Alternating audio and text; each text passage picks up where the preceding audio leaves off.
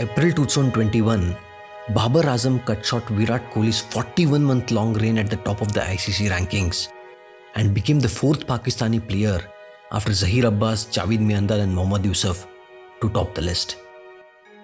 No doubt the talented right-handed batsman from Pakistan has been outstanding. However, this move by the International Cricket Council to place Babar ahead of Virat has come as a real surprise for many. Similar to the instance a few months back when ICC nominated Yasir Shah ahead of Ravi Ashwin for the ICC Player of the Decade award. He's a very, very classy player. There is no doubt that the right-handed batsman from Lahore is at his best and taken Pakistan cricket to new heights, while Virat on the other hand is undoubtedly the biggest ambassador of cricket in this current age and has taken his fandom to a whole new level. Virat at present is the best batsman in the world and has changed the professionalism of sports almost single-handedly. For Babar, what has stood out is his class and consistency, making him a favourite among critics and the cricket-loving nations. His start in international ODI career was a lightning-quick one. He got off the blocks very quickly and became the 7th fastest to reach 1000 ODI runs in 2017 in just 21 innings. On the other side, Virat Kohli took 24 innings to reach the landmark. Here we do not compare the two from the overall record point of view, and it isn't ideal too. However, it is debatable whether Babar's performance over the last few years has been better than that of Virat, or the conditions, calculations and analysis as per ICC did actually went in favour of Babar. Over the years, if there is something more mysterious in cricket than Shakil Mushtaq's Dusra or the Malinga's slower one, then it has to be the ICC's cricket ranking system. The Indian master was ahead of Pakistan's sensation by 42 points when COVID hit the world last year. Post the resumption of international cricket, both Kohli and Babar played 6 matches each. Virat played against Australia and England, whereas Babar played against the Minos Zimbabwe and a weak South African team. Certainly the quality of opposition faced by both is entirely different. In those 6 matches, Babar scored a total of 449 runs, that is 221 versus Zimbabwe and 228 against a struggling South African team.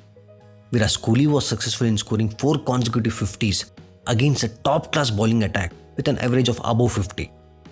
Despite an average of above 50 against the best bowling attack, Kohli somehow ended up losing 14 points, whereas Babar gained 36 points. Well, this is the mystery we are talking about. Just to add one more point here, 44% of Babar's career runs have come against Zimbabwe, Bangladesh, West Indies and the Sri Lankan team, which has been consistently ranked in the lower half of the ICC rankings. If you look back some stats from the last 3 years, we can see Virat Kohli has played 52 matches and has scored 3,139 runs with an astonishing average of 71, whereas Babar has played 44 matches and has scored 2,050 runs with an average of 55. In fact, the International Cricket Council states the factors like quality of bowling, match situations will come into play when considering the ICC ranking system. Well then, if we closely look at the 2018 series against South Africa as a reference point for Virat, who scored 558 runs at an inhuman average of 186 against the best bowling attack with the likes of Morni Morkel, Kagiso Rabada, Chris Morris and Imran Tahir, but however gained only 33 points. Similarly, for the South African tour in 2021 for Pakistan, Babar Azam gained a huge traction by earning 28 points by scoring 228 runs in 3 matches with an average of 76 against one of the weakest South African bowling attack, which only had one seasoned bowler, that is Kagiso Rabada. While we conclude, let's put another context. In 2018, the Indian star scored 75, 45 and 71 against the best limited over side at that time, that is England, in a 3-match series, but ended up gaining just 2 points to reach 911 points, which practically should have been higher, and at least another 10-15 points should have been given to Virat Kohli. However, he was rested subsequently, which resulted in him losing 27 points. But then again, while he bounced back by scoring 453 runs in 5 matches at an astonishing average of 151 against West Indies and reached 899 points, he gained only 15 points even after these insane numbers.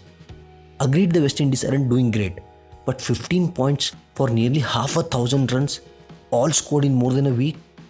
Most players take a year to put up those numbers. Whereas the young talent Babar scored 13, 125 and 16 in 3 matches, and he gained a significant 29 points against the same West Indies just a year before in 2017. This is precisely the mystery which we are talking about. Is ICC's ranking algorithm alright?